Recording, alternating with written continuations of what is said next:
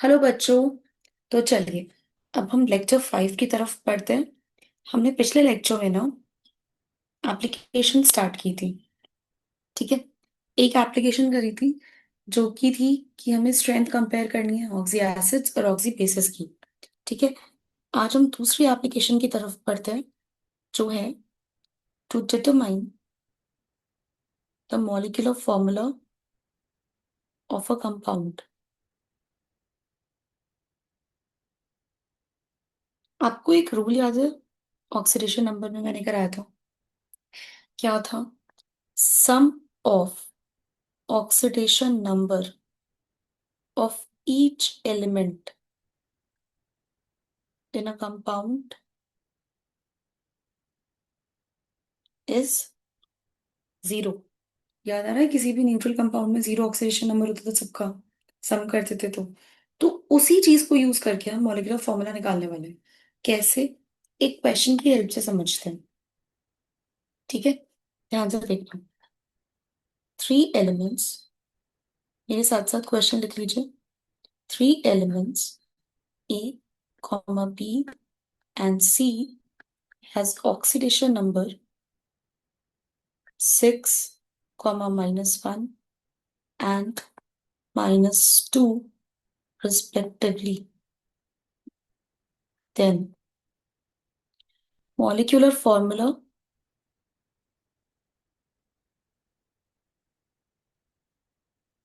of the compound may be. Your options are ABC, AB2C, A2BC, AB2C2, AB4C। आपको ये options दिए हुए हैं। क्वेश्चन क्या है? तीन एलिमेंट्स हैं जिसमें से ए की ऑक्सीडेशन स्टेट 6 है, बी की -1 है, सी की -2 है, और बताने कौन कौन से मॉलिक्यूलर फॉर्मूला पॉसिबल है। मल्टी करेक्ट क्वेश्चन है, इससे ज्यादा ऑप्शन करेक्ट हो सकते हैं। ध्यान से देखो, ए कितना है? 1, तो 6। बी कितना है? 8, -1। सी की कितनी थी? -2। कितना आंसर आया? 3।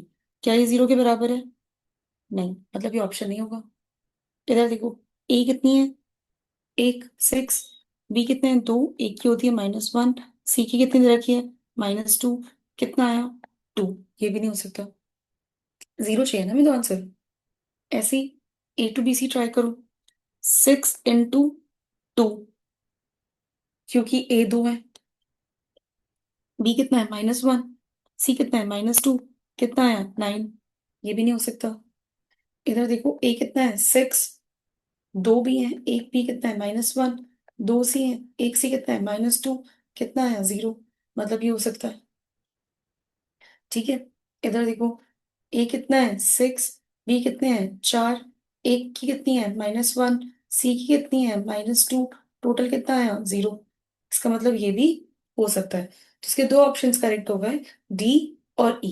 क्या ये बात क्लियर है? क्या ये बात क्लियर है? चलिए, तो ये दूसरी एप्लीकेशन थी जिससे हम मॉलिक्यूलर फॉर्मूला डिटरमाइन कर सकते हैं किसी भी कंपाउंड का, क्योंकि हमें रूल पता है कि सबका सम किसके बराबर होता है? जीरो के, इन अ कंपाउंड। ठीक है, अब नेक्स्ट एप्लीकेशन की तरफ बढ़ते हैं। टू डिटरमाइन ऑक्सीडाइजिंग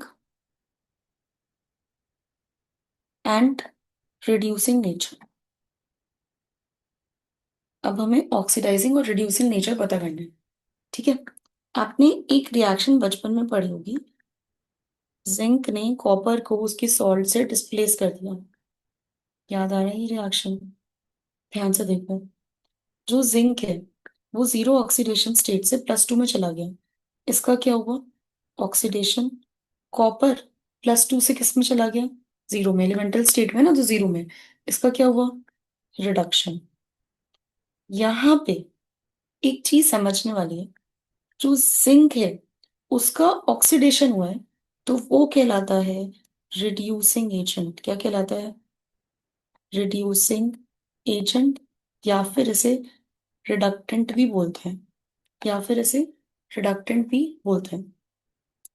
जो कॉपर +2 है, कॉपर +2 का क्या हुआ है? कॉपर प्लस टू का क्या हुआ है, रिडक्शन। अगर इसका रिडक्शन हुआ है तो इसको क्या बोलेंगे, ऑक्सीडाइजिंग एजेंट, ऑक्सीडाइजिंग एजेंट, या फिर ऑक्सीडेंट, या फिर क्या बोलेंगे, ऑक्सीडेंट। क्या ये बात क्लियर है? हाँ, ये थोड़ा कंट्रोवर्शियल है, अजीब सी चीज है कि मतलब जिसका ऑक्सीडेशन हो रहा है वो रिड्यूसिंग एजेंट, जिसका रिडक्शन हो रहा है वो ऑक्सीडाइजिंग एजेंट। देखो यार, ये ऐसा क्यों है? मेरा ऑक्सीडेशन हो रहा है तो मैंने सामने वाले का क्या करा है, रिडक्शन करा है ना, इसीलिए मुझे रिड्यूसिंग एजेंट बोल रहे हैं। ठीक है। अगर मेरा ऑक्सीडेशन हो रहा है तो मैंने सामने वाले का क्या करा है, रिडक्शन, इसलिए मुझे रिड्यूसिंग एजेंट बोल रहे हैं। और अगर मेरा रिडक्शन हो रहा है तो मैंने सामने वाले का क्या करा है, ऑक्सीडेशन, इसलिए मुझे क्या बोल रहे हैं, ऑक्सीडाइजिंग एजेंट। क्या ये बात क्लियर है? चलिए आगे बढ़ते हैं।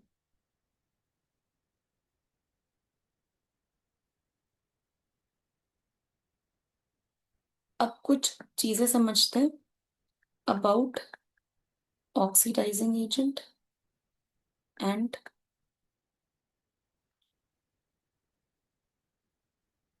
Reducing agent.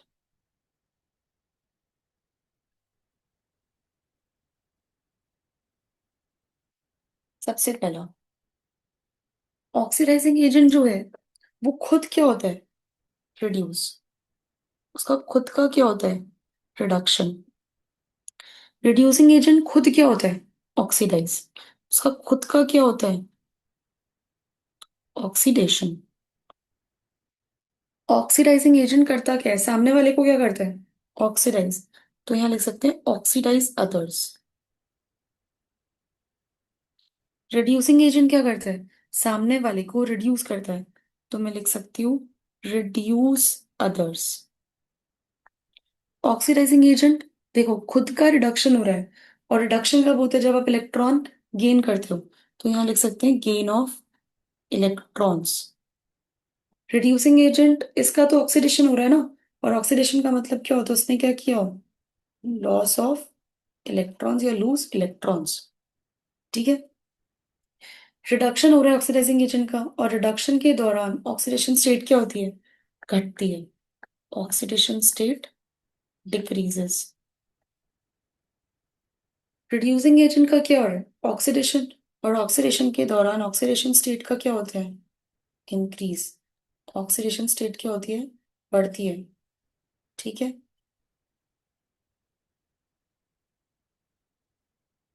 इसको ऐसे लिख लो या फिर इंक्रीज लिख लो। ठीक है।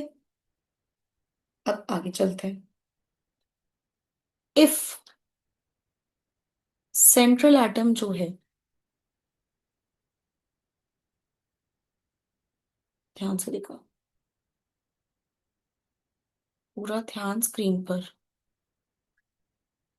और नोट्स साथ साथ में बनाते जाइए। ठीक है। बीच बीच में वीडियो को पॉज करिए और नोट्स साथ साथ में बनाते जाइए। अगर सेंट्रल एटम अपनी मैक्सिमम ऑक्सीडेशन स्टेट में है, ये पॉसिबल है। और क्या पॉसिबल है, कि वो अपनी मिनिमम ऑक्सीडेशन स्टेट में हो। और क्या पॉसिबल है, कि वो उन दोनों के बीच में हो, जिसको मैं बोलूंगी इंटरमीडिएट ऑक्सीडेशन स्टेट में हो। अब ध्यान से समझना, अगर वो अपनी मैक्सिमम ऑक्सीडेशन स्टेट में है, उससे ऊपर तो जा नहीं सकता, राइट। इसका मतलब हमेशा उससे नीचे जाएगा। मतलब खुद का रिडक्शन कराएगा और सामने वाले के लिए कैसे एक्ट कर रहा है, ऑक्सीडाइजिंग एजेंट। तो वो हमेशा कैसे है, ओनली ऑक्सीडाइजिंग एजेंट। ठीक है। अब सुनो, अगर वो मिनिमम ऑक्सीडेशन स्टेट में है, इससे कम में नहीं जाएगा, हमेशा इसकी बढ़ेगी। अगर हमेशा बढ़ेगी तो बंदे का क्या होगा, ऑक्सीडेशन। मतलब सामने वाले का क्या कराएगा, हमेशा रिडक्शन। क्या हो रहा है, ओनली रिड्यूसिंग एजेंट। ठीक है। इंटरमीडिएट ऑक्सीडेशन स्टेट में, मतलब बढ़ भी सकती है और घट भी सकती है। जब खुद की बढ़ेगी तो सामने वाले की घट आएगा, मतलब रिड्यूसिंग एजेंट की तरह काम करेगा। और जब खुद की घटेगी तो सामने वाले की बढ़ाएगा, तो मतलब ऑक्सीडाइजिंग एजेंट की तरह काम करेगा। तो ये दोनों की तरह काम कर सकता है, both reducing and oxidizing agent. ठीक है। इसके एग्जांपल्स देखते हैं। जैसे KMnO4 +7 में इससे ऊपर जा नहीं सकता, हमेशा कम होगी। जैसे H2SO4 हो गया, K2Cr2O7 हो गया, HClO4 हो गया, HNO3 हो गया, H3PO4 हो गया, एक्सेट्रा। यहाँ पे एग्जाम्पल क्या होंगे? H2S हो गया, H2 हो गया, सल्फर ऑक्सीजन अपनी मिनिमम ऑक्सीडेशन स्टेट में है। HCl में क्लोरीन अपनी मिनिमम में है। NH3 में नाइट्रोजन अपनी मिनिमम में है। PH3 में फास्फोरस अपनी मिनिमम में है। ठीक है, इसके एग्जाम्पल क्या हो गए? H2SO3 हो गया, यहाँ पे सल्फर अपनी इंटरमीडिएट ऑक्सीडेशन स्टेट में है। H3PO3 में फास्फोरस इंटरमीडिएट में है। HNO2 में नाइट्रोजन मिनिमम में आपकी इंटरमीडिएट में है। H2O2 में ऑक्सीजन इंटरमीडिएट में है। ठीक है, तो यहाँ पे मैंगनीज अपनी मैक्सिमम, सल्फर अपनी maximum, chromium maximum, chlorine maximum, nitrogen maximum, phosphorus maximum. ठीक है, तो मैंने अंडरलाइन भी कर दिया, पता चल जाएगा कौन अपनी मैक्सिमम में, कौन अपनी मिनिमम में, कौन अपनी इंटरमीडिएट में। ठीक है, अब निकाल निकाल के देख भी सकते हैं। चलिए नेक्स्ट क्वेश्चन की तरफ बढ़ते हैं। Which of the following can act as only oxidizing agent? मैं आपको ऑप्शंस दे रही हूँ। Chlorine, chlorine, sodium, nitrogen. ध्यान से देखो भाई, ओनली ऑक्सीडाइजिंग मतलब खुद रिड्यूस होगा बंदा। फ्लोरीन अभी किसमें है? 0 में। तो ओनली पॉसिबल स्टेट फ्लोरीन की पॉजिटिव तो हो नहीं सकती। और मिनिमम कितनी होती है इसकी? -1। एक ही होती है -1। खुद का रिडक्शन करा रहा है, सामने वाले का ऑक्सीडेशन कराएगा, तो ये तो हो गई। ठीक है, क्लोरीन की देखो, क्लोरीन किसमें है अभी? ये 0 में है। ठीक है, अगर ये 0 में है, तो उसकी रेंज क्या होती है याद करो? -1 से लेके +7। तो ये तो इंटरमीडिएट में है ना। जब इंटरमीडिएट में है, तो ये ऑक्सीडाइजिंग और रिड्यूसिंग दोनों हो सकता है। Both oxidizing and reducing agent. ठीक है, सोडियम की सोचो, सोडियम अभी किसमें है? 0 में। किस में जा सकता है ये? +1 में। अगर इसका खुद का ऑक्सीडेशन हो रहा है, तो सामने वाले के लिए कैसे एक्ट करेगा ये? Only reducing agent. क्योंकि खुद का ऑक्सीडेशन हो रहा है, तो सामने वाले का क्या कराएगा? रिडक्शन। नाइट्रोजन के बारे में सोचो, नाइट्रोजन अभी किसमें है? 0 में। मैक्सिमम इसकी हो सकती है +5, मिनिमम हो सकती है -3। अभी इंटरमीडिएट में, इंटरमीडिएट में है, तो दोनों की तरह एक्ट कर सकता है। Both oxidizing and reducing agent. क्या ये बात क्लियर है? क्या ये बात क्लियर है? चलें आगे, नेक्स्ट क्वेश्चन की तरफ बढ़ते हैं। Which of the following can act as only oxidizing agent? सिर्फ ऑक्सीडाइजिंग की तरह ही काम करे। आपके ऑप्शंस हैं H2SO4, NH3, MnO2,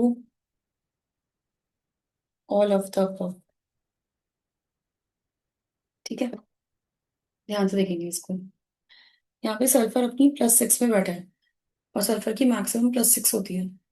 तो अब सल्फर की हमेशा सिर्फ कम होगी, सिर्फ कम होगी, तो खुद का रिडक्शन, सामने वाले का ऑक्सीडेशन, तो ये ऑक्सीडाइजिंग एजेंट हो गया।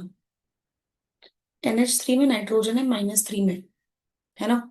अगर ये मिनिमम में बैठा है, नाइट्रोजन की मिनिमम भी -3 होती है, ये मिनिमम में बैठा है, तो इसका ऑक्सीडेशन होगा, सामने वाले का रिडक्शन होगा, तो it will act as only reducing agent. Manganese यहाँ +4 में बैठा है।